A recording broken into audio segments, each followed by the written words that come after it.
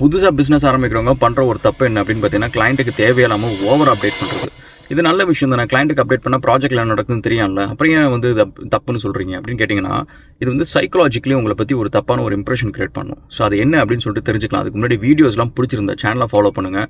இதில் நம்ம நிறைய பிஸ்னஸ் ரிலேட்டடான வீடியோஸ் நம்ம போட போகிறோம். ப்ளஸ் வந்து ஃப்ரான்ச்சைசிங் பற்றி, பிஸ்னஸ் ஆரம்பிச்சதுக்கப்புறம் உங்களுக்கு என்னென்ன விஷயங்கள்லாம் தெரியணும், அதுக்கப்புறம் ஃபண்ட் ரைசிங், இந்தமாதிரி நிறைய விஷயத்தை பற்றி நம்ம அதில் பார்க்க போகிறோம். சேனலை மறக்காமல் ஃபாலோ பண்ணுங்கள். ஸோ இதில் என்ன தப்பு இருக்குது? கிளைண்ட்டுக்கு வந்து ப்ராஜெக்ட்டில் நடக்கிறதா தெரிஞ்ச நல்ல விஷயம் தானே. இதிலையும் அப்டேட் பண்ணக்கூடாது அப்படின்னு பார்த்தீங்கன்னா, ஒரு ப்ரொஃபஷனலான ஒரு கம்பெனி நீங்கள் கவனிச்சிங்கன்னா, அவங்க வந்து பிஸியாக ஒர்க் பண்ணுவாங்க. ஸோ அவங்களுக்கு வந்து நிறைய நேரம் வந்து கிளைண்ட்டை ப்ளீஸ் பண்ணணும் அப்படின்ற ஒரு ரெக்குயர்மெண்ட்டே இருக்காது. நேர்மையாக நான் வேலை செய்கிறேன், எனக்கு நீ பில்லை பே பண்ணு அப்படின்ற ஒரு அப்படின்ற ஒரு விஷயம் தான் இருக்கும்.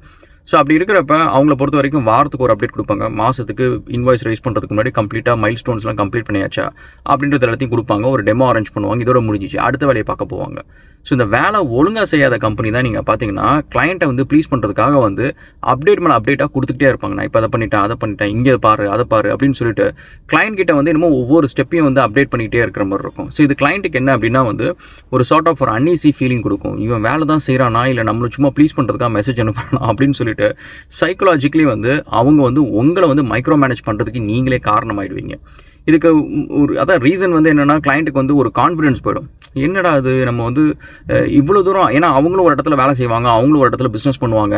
அவங்க நேர்மையாக பண்ணுறப்ப அவங்க என்ன பண்ணுவாங்கிறது அவங்களுக்கு தெரியும். ஸோ நான் நேர்மையாக பண்ணுறப்ப என் கிளைண்ட்டுக்கிட்ட போயிட்டு நான் இன்றைக்கி எதை செஞ்சுட்டேன், அதை செஞ்சுட்டேன் அப்படின்னு சொல்லிட்டுலாம் ப்ரூவ் பண்ண அவசியம் இல்லை. இந்த மாதத்துக்கு இந்த ஒர்க்லாம் பண்ண வேண்டியதெல்லாம் இருக்குது, அதெல்லாம் முடிச்சாச்சு, அப்புறம் எனக்கு என்ன பே பண்ணு அப்படின்றது தான் கணக்காக இருக்கும்.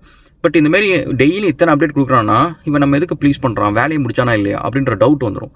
ஸோ அதனால் நீங்கள் உங்கள் ப்ராஜெக்ட் பண்ணுறீங்க அப்படின்னா, ப்ரொஃபஷனலாக மற்ற கம்பெனிஸ் எப்படி அப்டேட் பண்ணுவாங்களோ, ஒரு கம்யூனிகேட் பண்ணுவாங்களோ அதை மட்டும் பண்ணுங்கள். ரொம்ப எக்ஸ்ட்ரா ஸ்டெப்லாம் போகணுன்னு அவசியம் இல்லை. Which basically creates a suspicion and also client micro manage பண்ணுவாங்க. Think about it.